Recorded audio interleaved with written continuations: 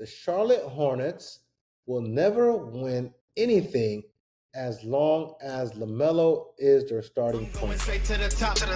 Just put the stack on the clock. I am Ray Allen's a shot. I'm going straight to the top.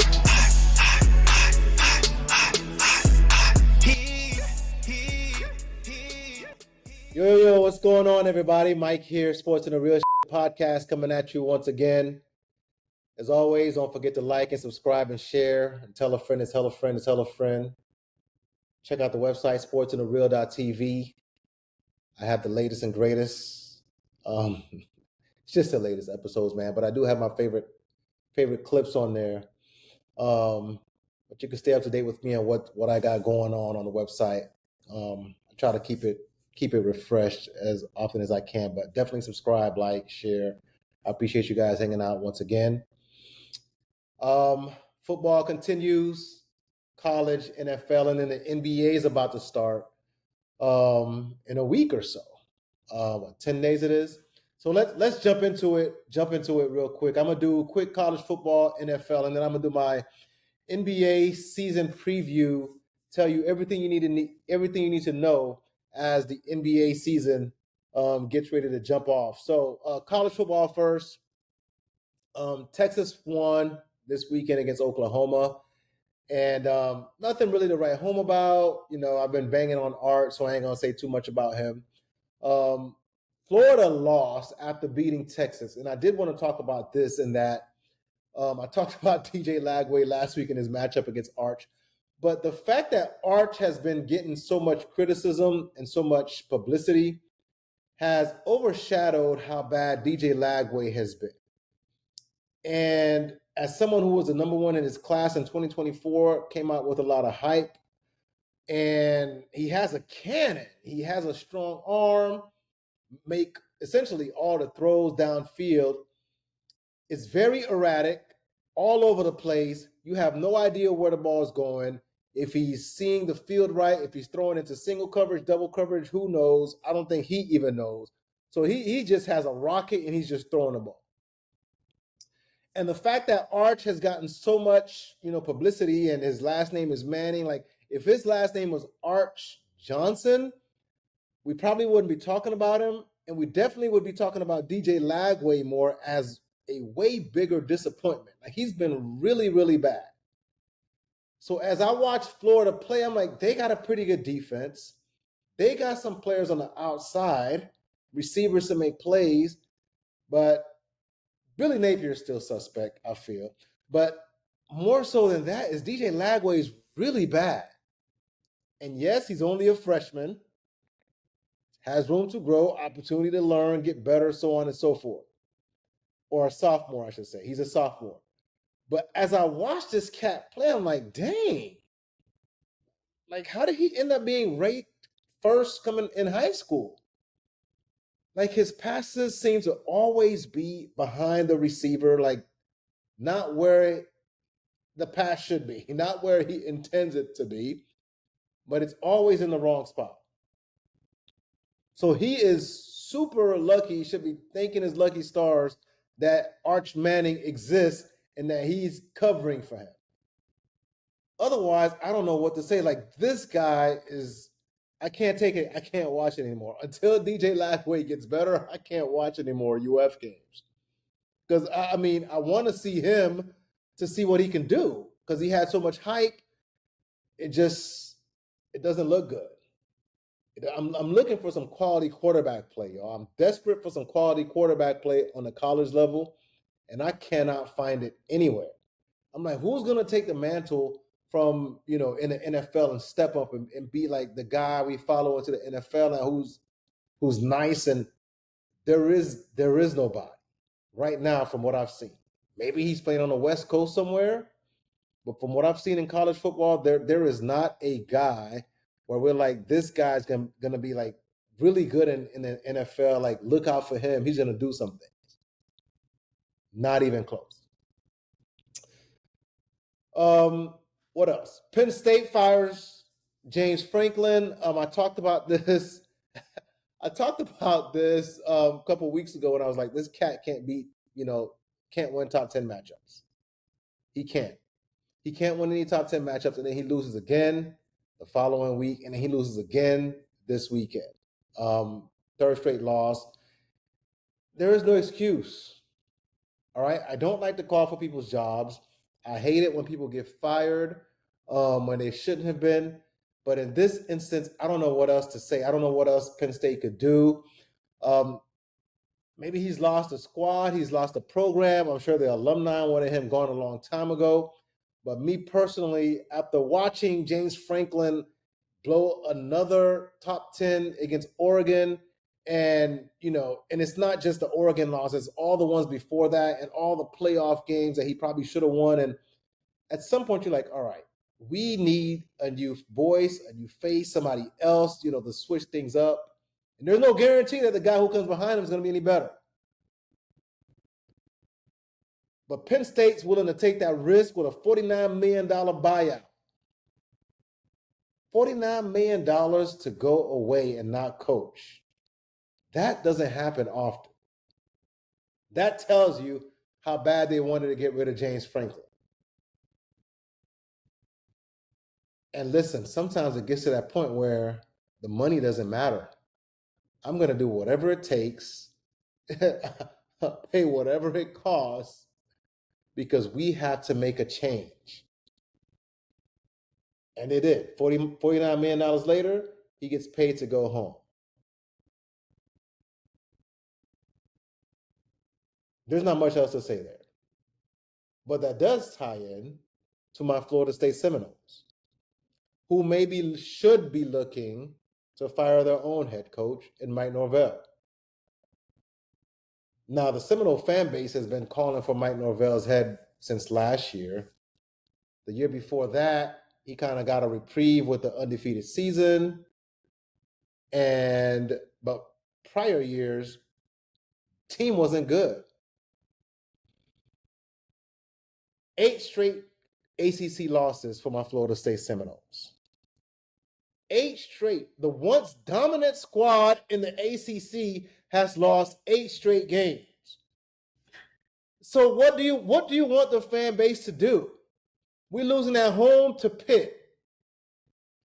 Clearly, we have more talent than Pitt, but somehow with a freshman quarterback who was the backup, who's now the starter, Pitt gets to beat Florida State in Tallahassee, Doak Campbell Stadium, where at one point, nobody was coming through and winning in Tallahassee.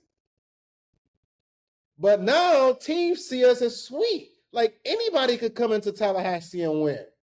The Pitt Panthers, who don't have nearly the talent as Florida State, can walk in there and beat us. Mike Norvell is a nice guy by all accounts, really nice guy, but sometimes you're just up above your head. You're just not at that level yet. His buyout right now is stupendous. His buyout is 85% of whatever his remaining contract is between 2025 and 2031. He restructured his deal in the offseason. So if he gets fired right now in season, he's owed $61 million. If he gets fired after the season, he's owed $53 million. So it just essentially rolls based on how much he has left on his contract. So it's 85% of whatever the contract is. That's what his buyout is. But it's crazy. And as I'm watching my Seminoles, I'm like, this team has zero identity. We get bullied all the time. UM bullied us. Pitt just kept doing whatever they wanted. Like our defense didn't know what to do. We kept rushing 3 and dropping, and we giving this young quarterback all day. Like we should have been pressuring him.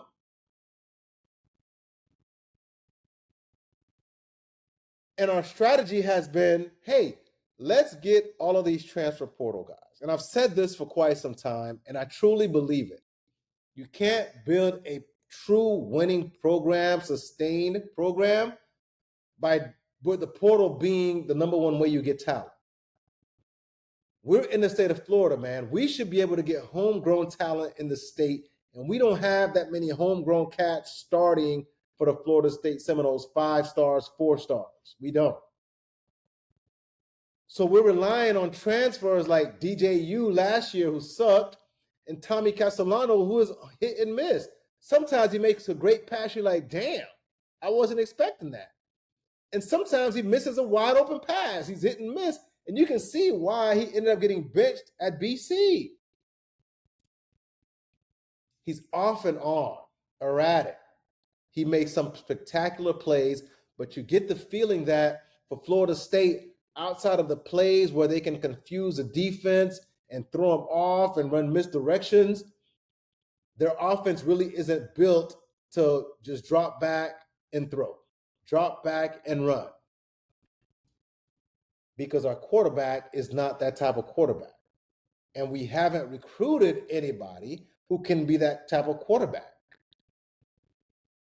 Like the quarterback at Pitt Saturday looked like he was a quarterback.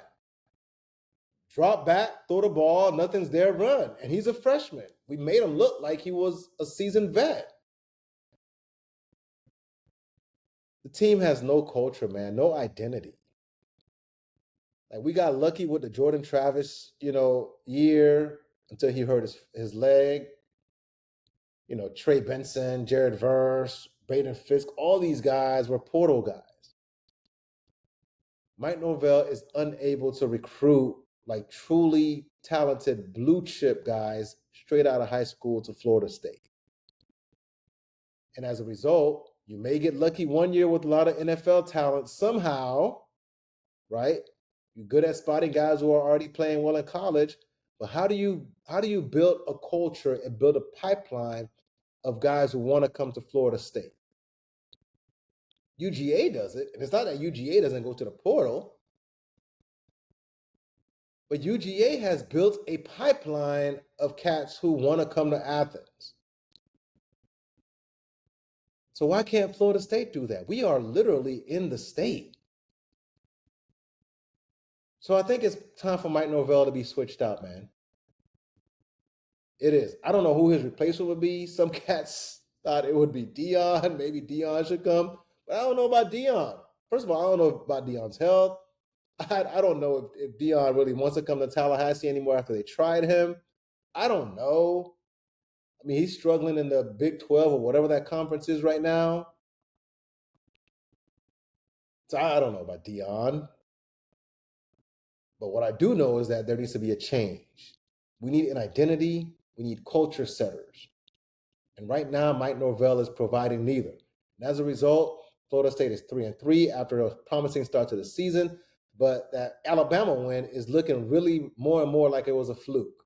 Like we had all season a game plan, all offseason a game plan, and then we snuck up on them. Probably, if we play Alabama right now again, it's probably a blowout Alabama's way. So 8 straight ACC losses after a 2-10 season, like 0-3 to start off the conference play. I mean, really, the aberration, the anomaly was the Jordan Travis, Trey Benson, Jared Verse, Braden Fisk year where we almost went to the playoffs. Unfortunately, as a Seminole, our season is over. Let's move on to the NFL. There's no way to segue smoothly out of that. Let's move on to the NFL. It sucks, man. It sucks. All right, Eagles lost to the Giants Thursday Night Football. The world was watching. And I posted a couple weeks ago, I said, hey, man, after I watched the Rams and Eagles play, I was really concerned about the Eagles defense. I'm like, why is Matthew Stafford able to, until he gets to the red zone, Matthew Stafford is throwing the ball, people are wide open, connecting on passes, short, deep, whatever he wanted. Rams was running the ball all over the place on the Eagles. And after that game, even though the Eagles ended up winning, after that game, I was like, the Eagles should be concerned, and Eagles fans should be concerned about their defense because the Rams did whatever they wanted to do. And if Matthew Stafford was just an average quarterback that day, the Rams would have beaten them. The Eagles would have gotten their first L that weekend, but they didn't. And then the next weekend, they same thing, right? They kind of somehow made a way to win. But eventually, it caught up to them. And on Thursday night, in front of the world, Jackson Dart was looking like baby Josh Allen against the Eagles. He did whatever he wanted. Passed, ran, whatever. And so now I get to ask Eagles fans, are you worried now? Is there any concern now that you just watched your defense get eaten alive by rookie Jackson Dart, who was backing up Russell Wilson up until a couple of weeks ago? Are you now concerned that your defense is suspect, or are you just going to make excuses or say, well, at least we won? Well, you can't say at least you won this time. The excuses that you made against the Rams was, well, we won. We shut Matthew Stafford down enough to win, when really Matthew Stafford shut himself down that game. So what are Eagles fans going to say now? Because now you got an L 2 in a row. And is there any concern now? The offense, by the way, also looks suspect. Their offense didn't look great at all. But we can say, their offense is going to get better because they got the guys on offense to get better. AJ's still there. Vontae. They got the guys. Saquon. Their offense is going to get better, we think. But I don't know if their defense gets better. And if their defense doesn't get any better, this team right now is not going back to the Super Bowl. Because they're making things easy on teams. People are driving up and down the field on them. Anybody with a respectable offense is going to look good against the Eagles now. And Eagles fans are going to be like, well, at least we won. We have a winning record. Well, okay, now you got a couple L's. So now what? What are you going to do? How do you fix that? And that's the thing. How do you fix this defense? I wasn't expecting this. I don't think Eagles fans were expecting their defense to look this suspect either. I'm just the messenger, man. I watched the game and I tell you what I see, and I told you what I saw against the Rams. It didn't look good. You didn't believe me. You thought, hey, you thought Eagles fans thought they really shut down the Rams, when really it was Matthew Stafford who was not playing good football. So now that they got a couple L's in a row, what do you do? Who's to blame? What's the fix? Do you even know? Or do you just ride the rest of the season out the way this is? Don't blame me. Don't shoot the messenger, guys. Don't do it. All right, let's move on real quick. The Titans fired Brian Callahan. I've talked about this before, the fact that, hey, Tennessee Titans, how do you feel about letting go of Mike Vrabel and hiring Brian Callahan, who's won 3 games in almost 1.5 years? Sometimes when a guy is doing good, you have to look at what is it that he all of a sudden is not doing as good. Because Vrabel had the Titans looking really good, and all of a sudden, they don't look as good because they got rid of all the talent. A.J. Brown was gone, and all these other guys, they didn't re-sign them. So the team didn't have any talent, but Vrabel kept them respectable. But Titans fan and Titans ownership and management didn't see it that way. So they got rid of Mike Vrabel. Everybody wanted an offensive-minded, modern head coach. Brian Callahan comes over from the Bengals, and everybody's like, oh, yeah, and oh, yeah. He's not a good head coach. He apparently is not a good leader of men. Because the Titans have looked like a mess from the very beginning when he got there.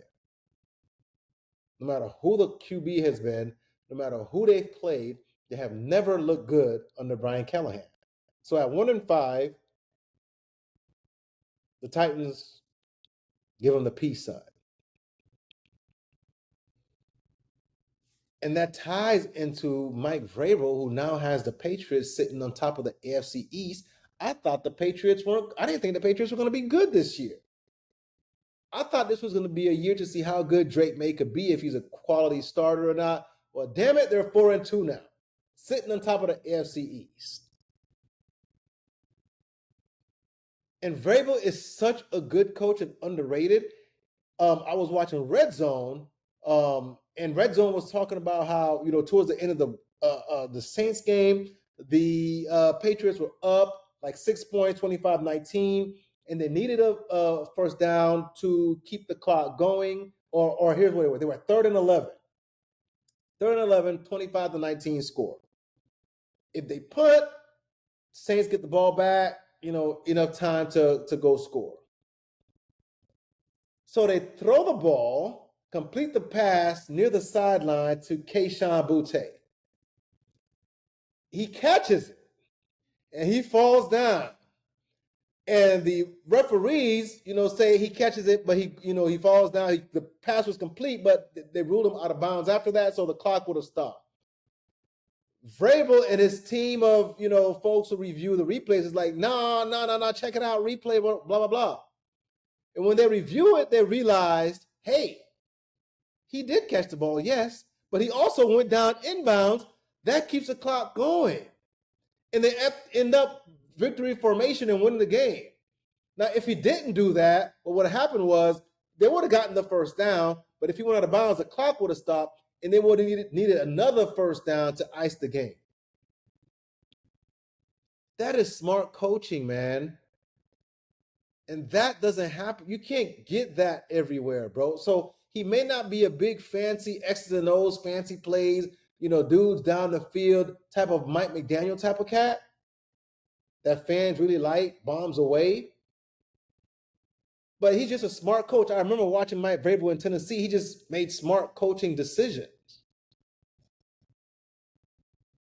And those are the things that as a coach you need, that you don't cost your team wins, and you sometimes do things that helps them win. You put them in position to win. When they've given you everything they got athletically, you chip in with your coaching ability. And not everyone has that. So Tennessee is feeling that. The Patriots are feeling that in a positive way. And my Miami Dolphins are feeling the lack of that. So my Dolphins are sitting at 1-5. And I said it at the beginning of the year, before any of this started, I said this might be Mike McDaniel's last year. And I think it is. And he might be fired before the season's over. Again, team has no identity. We get pushed around. When a game's on the line, our QB throws picks. When a game's on the line and we need a stop, we can never get a stop. It's just a mixture of just bad, just terrible and bad for the Miami Dolphins. So as I'm watching the Dolphins play again, Tua's throwing picks all over the place. The Chargers aren't really that great of a team, but somehow, we get the ball in position to ice the game, take the air out of the ball, and we can't. We don't. We could have taken much more time off the clock, but we don't towards the end of the game. Why? Coaching. The same coaching that can benefit one team, Mike Vrabel. The lack of coaching and situational management, clock management, cost the Dolphins a game. So we left too much time for Justin Herbert to come back. Special teams gets a good return. And then next thing you know, Justin Herbert is driving down his team down. Dolphins can't tackle. They drive down and win the game.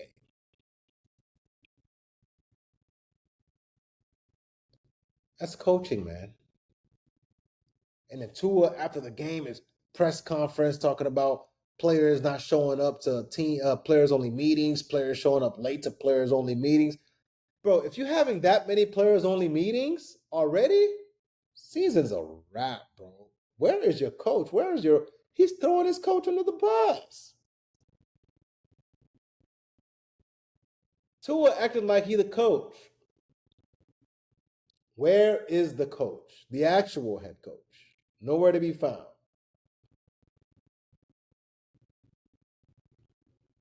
I would be shocked if Mike McDaniel comes back next year. Absolutely shocked. The Dolphins are done, and it sucks being a fan right now. Because that team actually has some talent, at least on offense, even with Cheetah out. The Dolphins still have talent offensively. They can still do some things.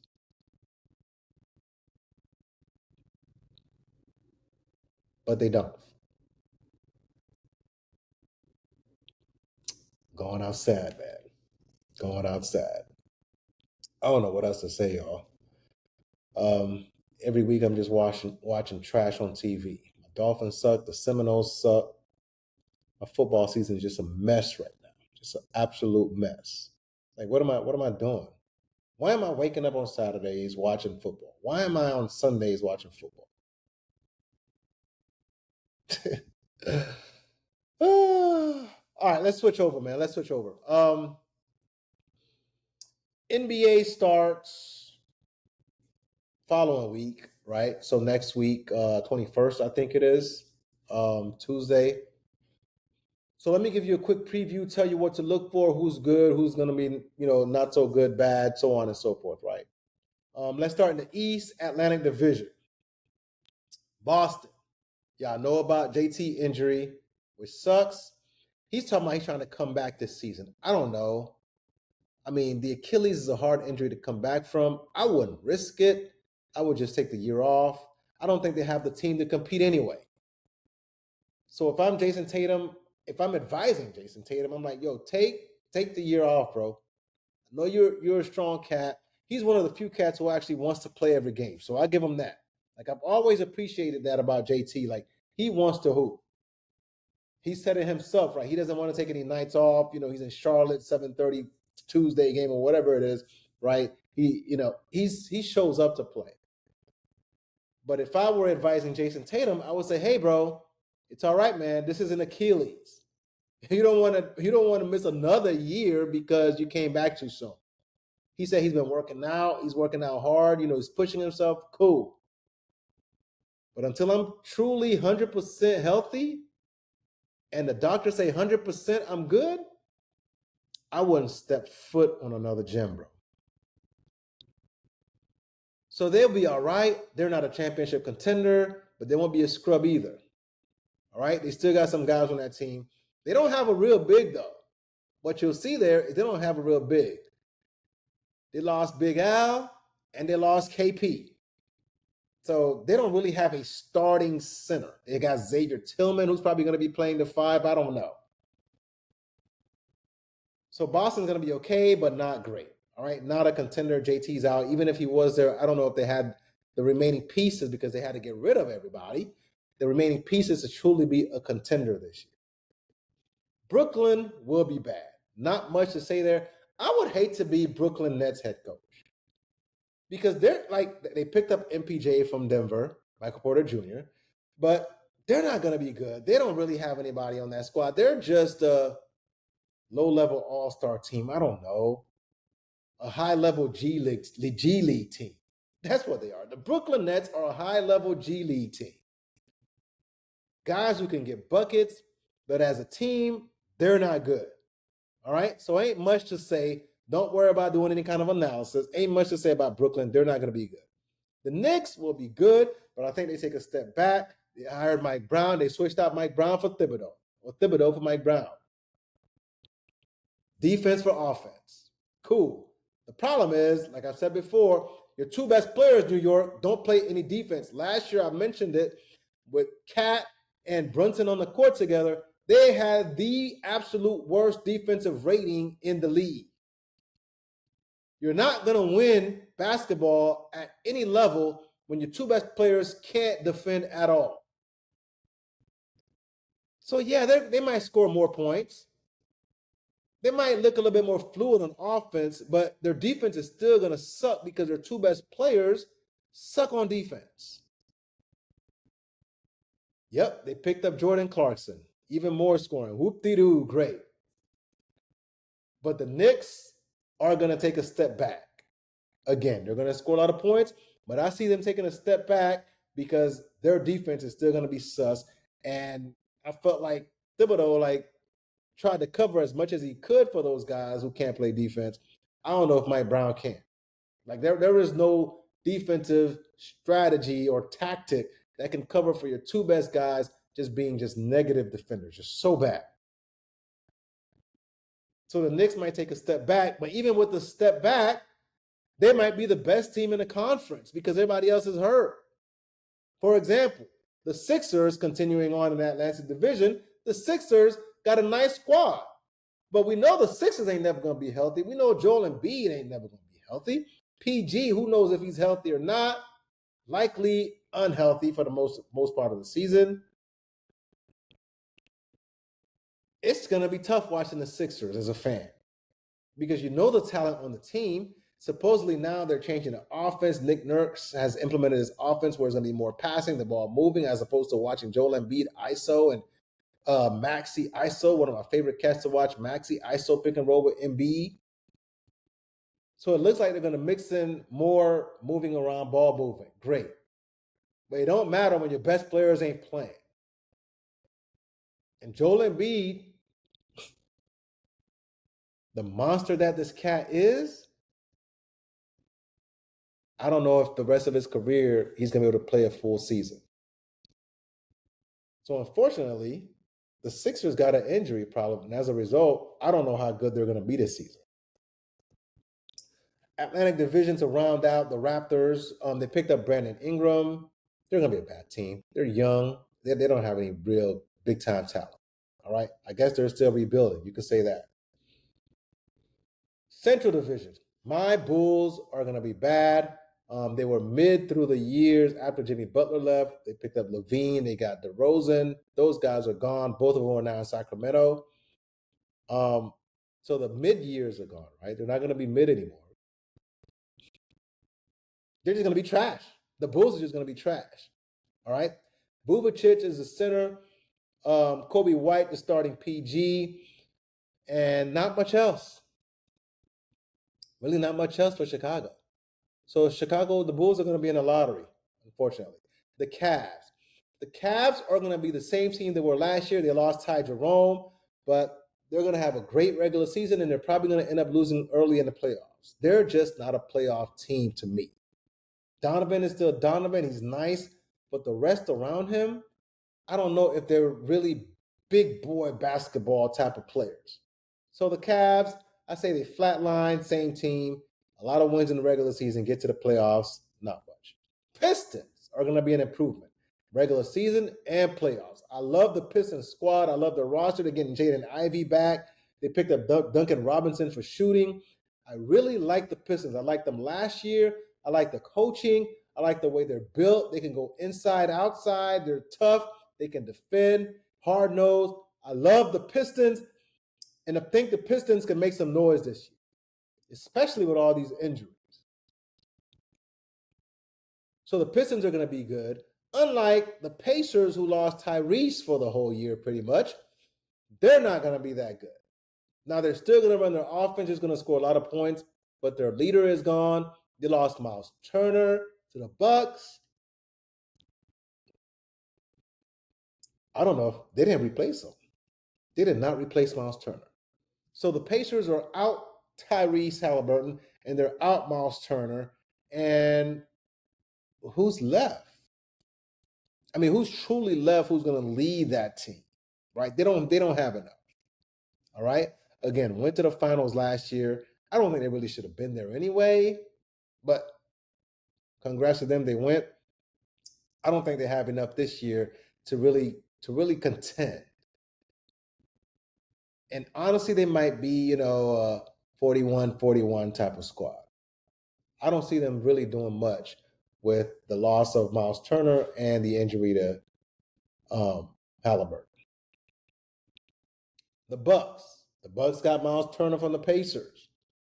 Giannis is still a freak, but they let Dame go.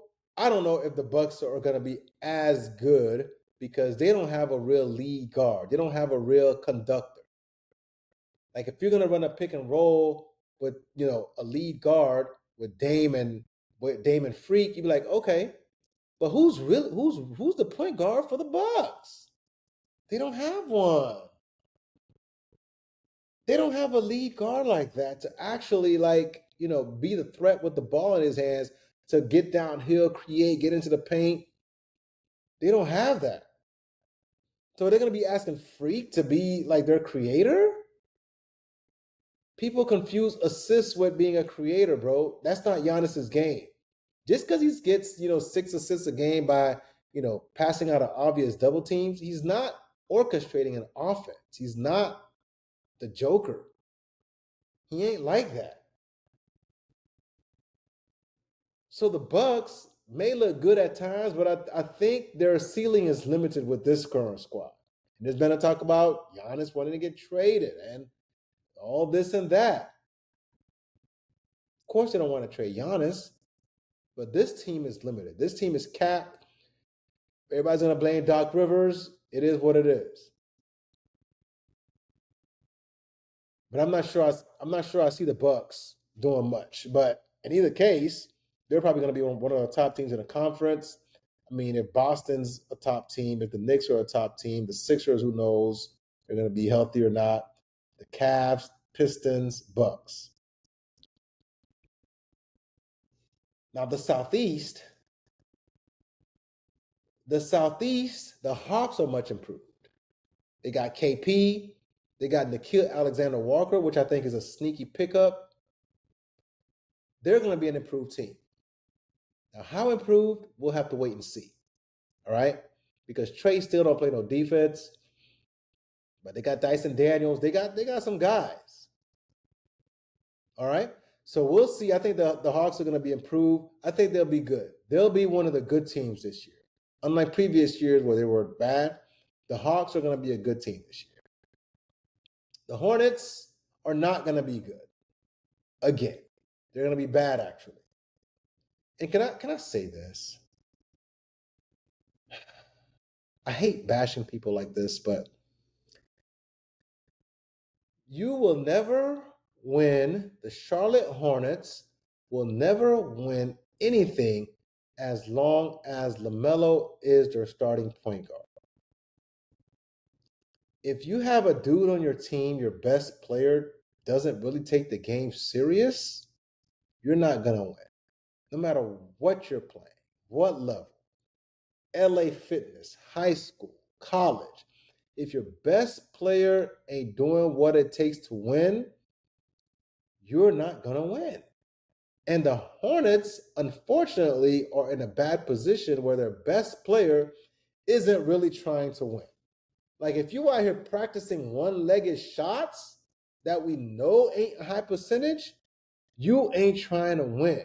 So as I'm watching the Hornets during the preseason, I'm like, this cat literally is allowed to just take these one-legged shots. And teammates talking about he practices that stuff. And we know it don't go in like that during the real games. Like, those are horse shots, bro. So how do you reconcile that as a coach, right? He's making boku money. How do you reconcile that as an organization that, hey, my best player is not really trying to win? James Harden, who really was the one who started this one-legged shot thing, James Harden doesn't even take him like that. But LaMelo taking multiple of those shots a game, he's not serious. He's not a serious cat. He's not for real. And when your lead guy ain't for real, your team's going to lose. And the Hornets, unfortunately, are going to still be bad.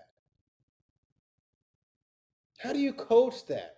How do you sit there as a coach and say, hey, man, I'm comfortable with you taking these one-legged threes, knowing good and damn well that joint ain't going in most of the time? No chance. Don't care how much he practices. No chance he ever gets really good at making those shots. Falling away, one-legged shots. Are you kidding? Ugh. Man, I would hate to coach LaMelo. I ain't gonna lie to you. The Heat should be better on offense than they were last year. They picked up Norman Powell, big pickup for them. The question is, they have a lot of guys who do similar things in terms of putting the ball in the basket. Andrew Wiggins, Powell, Rozier, Hero. All of these guys are really just score first type of guys. Who's going to be setting them up? So I don't know who's going to be setting them up in Miami. As a result, hey, look, Spo is still there. He still causes trouble with his game plans.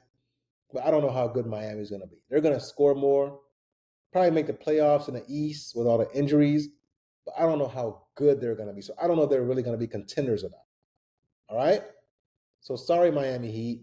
You're going to be good. I don't know how good. I think you got a lot of redundant pieces in Wiggins, Powell, Rozier, and Hero.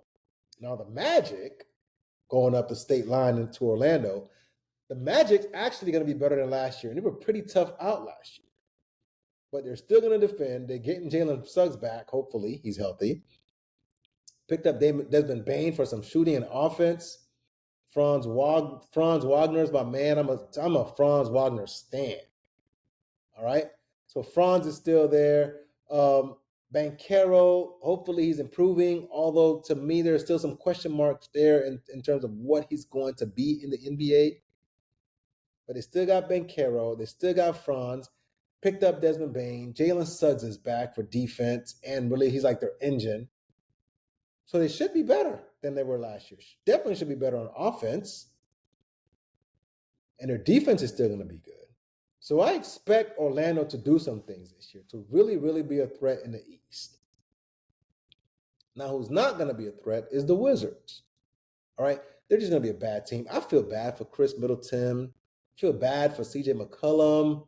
Come on, man. Like, these guys are vets, played on winning squads, but at the end of their career, they're making too much money, and the only team who's going to pay them is the Wizards.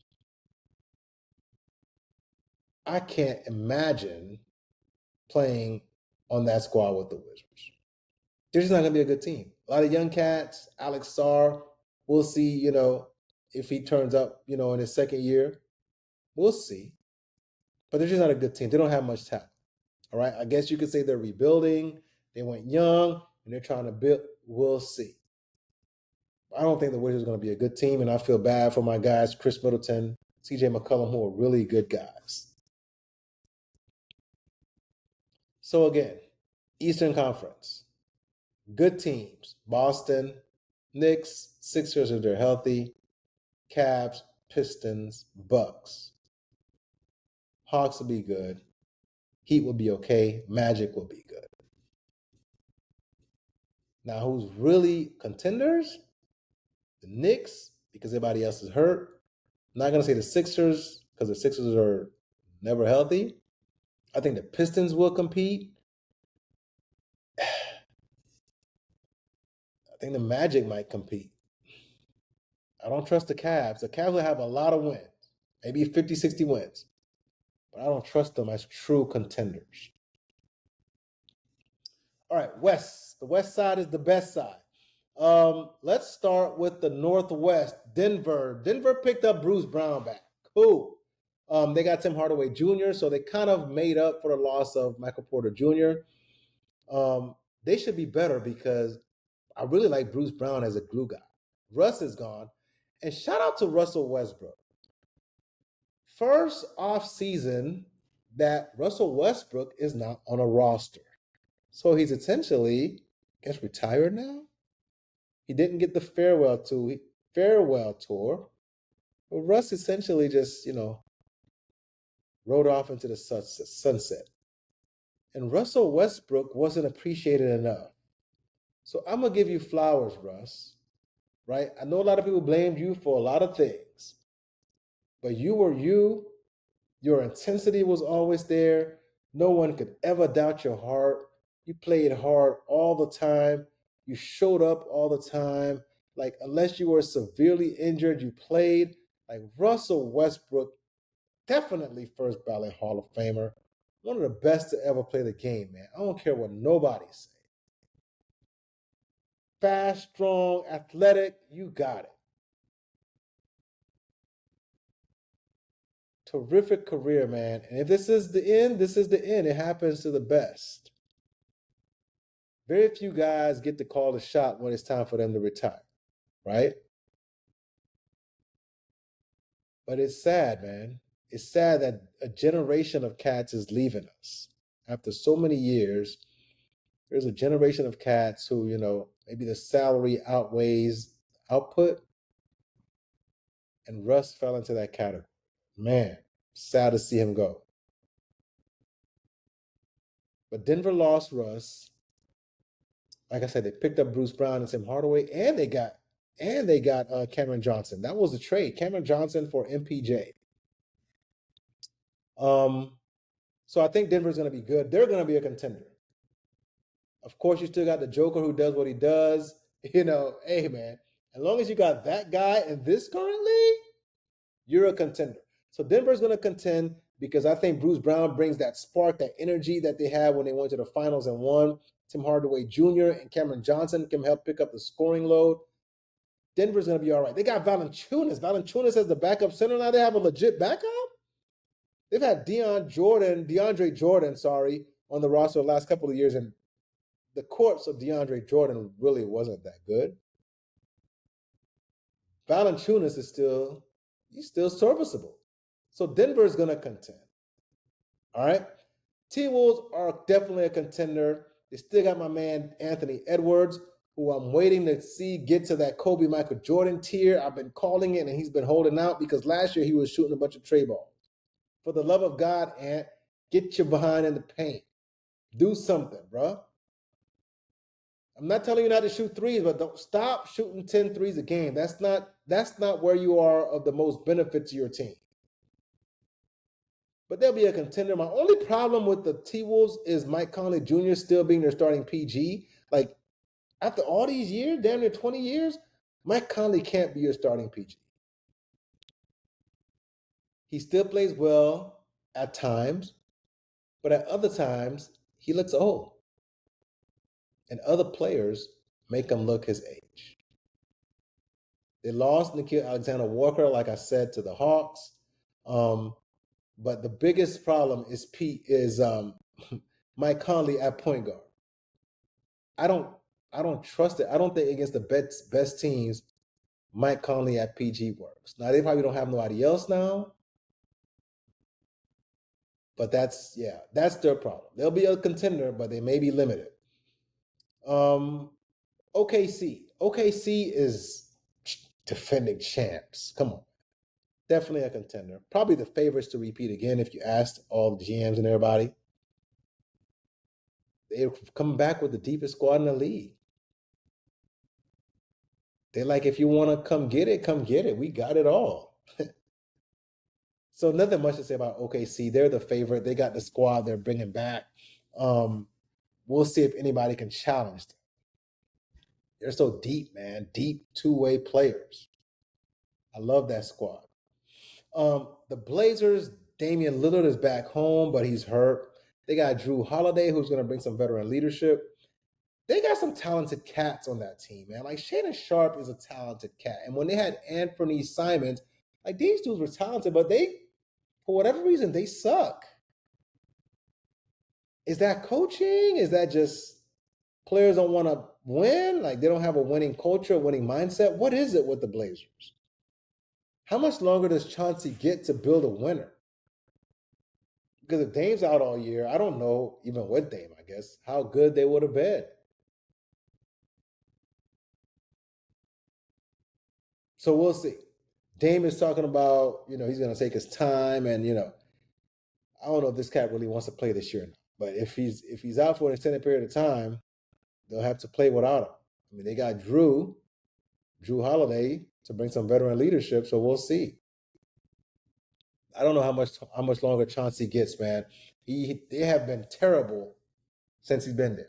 Really terrible. And I know the talent ain't been there, right, as far as veteran leadership, but I thought they would at least be better than this, but they suck. You know who else sucks? The Jazz. The Jazz got Kevin Love. Did y'all know that? Did y'all know Kevin Love playing for the Jazz now? Random. K-Love needs to do like Russ and just let it go, man. Let it go. The big thing for the Jazz, though, is finding out if Ace Bailey is a hooper. Can he play? Baller in college, but can you play with the big boys? If you can, then you can start to build around him if you're the Jazz. If you can't, then you're like, damn, another year, another first round, first pick. Like, what are we going to do? All right? So, Jazz, funny Kevin Love is there. Not so funny is that you don't really have anybody else. All right? So let's see if Ace Bailey can actually play, and then you start to build around him. That was the Northwest Division. The Pacific Division got the Warriors. Steph and Seth are on the same team with the Warriors, which is interesting, right? Playing with your brother is always cool. Jonathan Kuminga had a contract dispute. He thought he was worth more than he actually is. He settled that, so now he's back in. Who knows if he's going to be happy or not when he hoops. But the Warriors' problem is still the problem we've had the last couple of seasons. Steph is old. He gets hurt now. Dre is older. Like everybody on their squad is essentially old that had like that winning mentality, that pedigree. They don't have much winning left on like cats who experience one. Hell, Kevon Looney is gone. Kevon Looney is gone from the Warriors. So at Steph's age, Dre, like Kuminga really should have been the cat to step up to be like the number one, the leader, at least next to Steph. But we don't know if Kuminga is going to be like that. So the Warriors in a tough spot. They'll be good. I mean, Jimmy Butler's there, obviously. They'll be good. They'll probably contend. I actually think the Warriors will contend. But it's going to be interesting watching Steph, be old and, all that stuff running around, Dre older. It's going to be interesting to see how much their bodies can handle, right? I think Steph is in like year 16, 17, something like he's up there too. He's up there. Dre is in like year 13, 14. These guys are getting old. Father Time's undefeated, even against LeBron. All right, let's move on. Clippers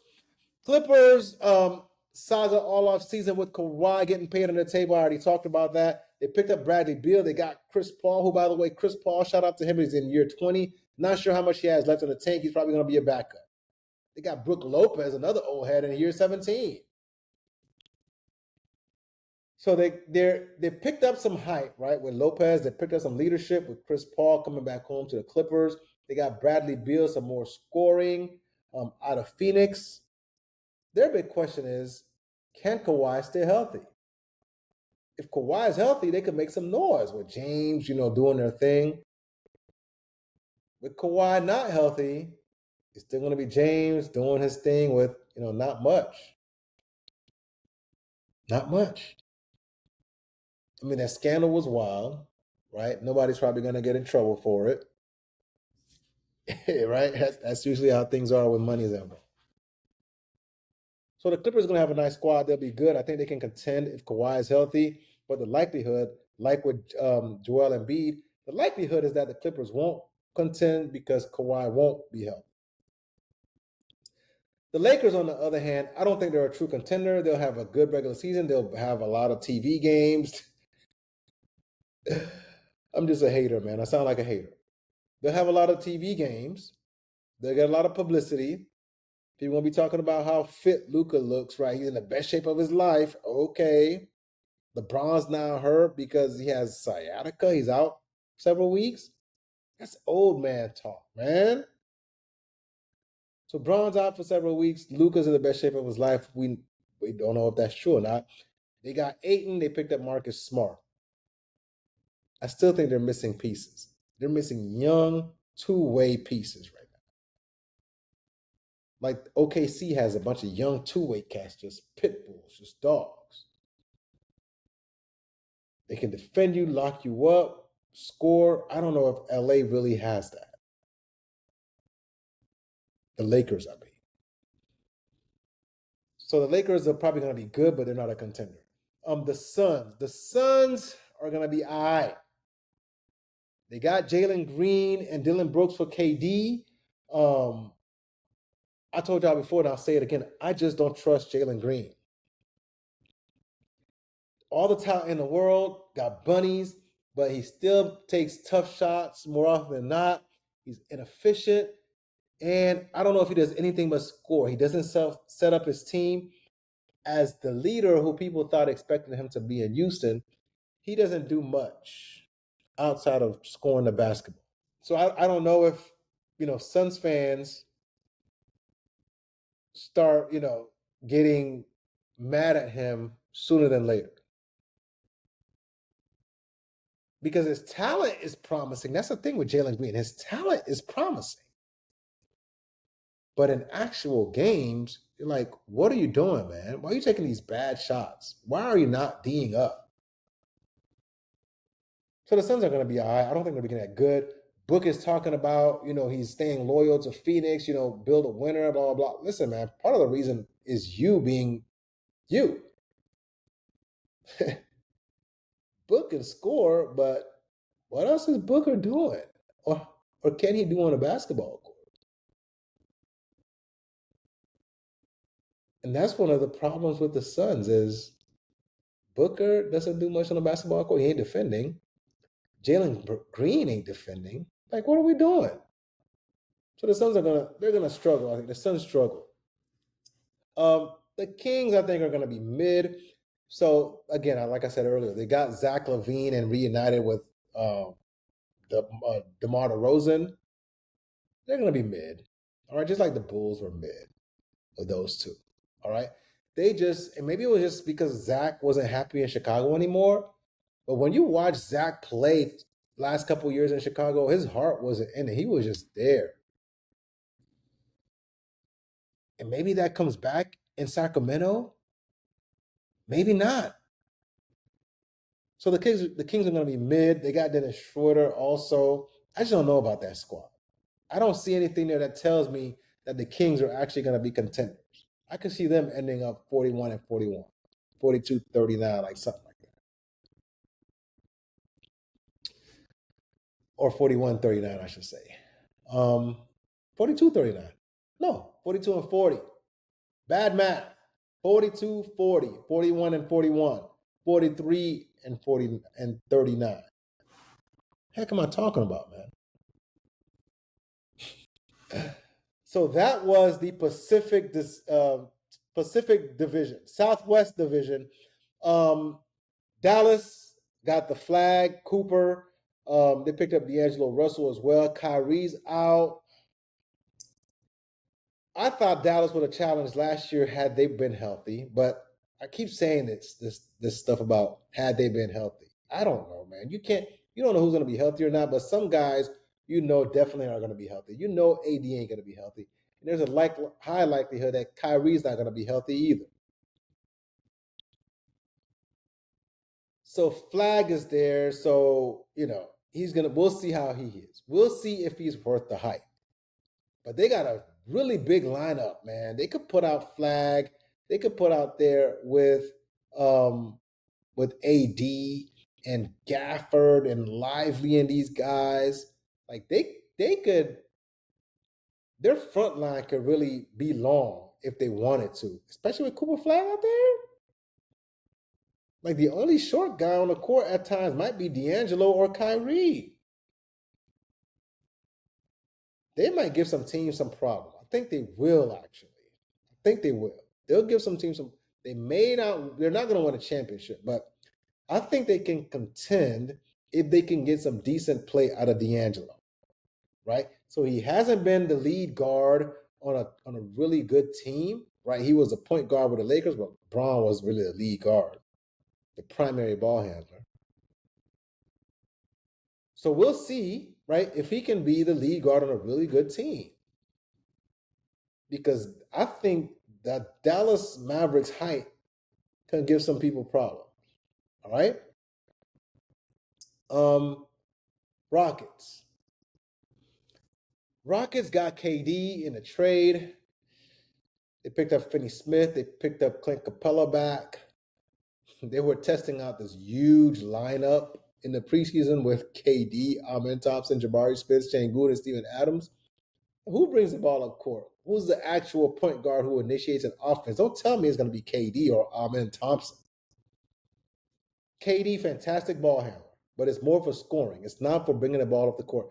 And I hate when people underestimate the need for a true point guard, someone who can create offense and run a team.